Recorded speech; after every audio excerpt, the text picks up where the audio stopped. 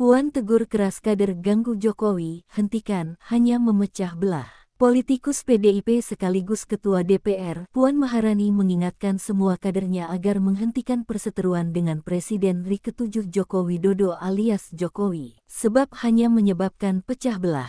Sudahi hal-hal yang membuat kita ini kemudian hanya berkutat dengan hal-hal yang kemudian membuat kita itu saling berprasangka, kata Puan di Kompleks Parlemen, Senin 17 Februari. Pernyataan Puan ini merespons hubungan Jokowi dan PDIP yang kembali memanas baru-baru ini. Hal itu dipicu soal kabar utusan Jokowi yang disebut meminta agar Hasto mundur dari Sekjen. Perlu diketahui bahwa sekitar tanggal 14 Desember itu ada utusan yang menemui kami, memberitahu bahwa Sekjen harus mundur, kata Ketua DPP PDIP, Deddy Sitorus Rabu tanggal 12 Maret. Puan meminta agar hal itu ditanyakan kepada yang bersangkutan atau yang membuat statemen. Dia mengaku tak tahu menahu soal kabar tersebut. Namun saat ditanya soal hubungannya dengan Jokowi, Puan belum mau menjawab tegas. Dia hanya mengingatkan bahwa semua orang punya kesalahan dan masa lalu. Menurut Puan, membangun bangsa tak bisa oleh 1-2 orang, perlu bergotong royong semua pihak. Kita semua pastinya manusia yang tidak sempurna, kita semua pasti punya masa lalu. Tapi kita ingat bahwa membangun bangsa itu enggak bisa sendirian, kita semuanya itu pasti semua punya kesalahan, kata Puan. Jokowi sempat meradang saat disebut mengirim utusan agar PDIP tak memecat dirinya dan meminta Hasto Kristianto mundur dari Sekjen. Dia mengaku sudah lama mendiamkan berbagai serangan dari berbagai pihak, termasuk PDIP.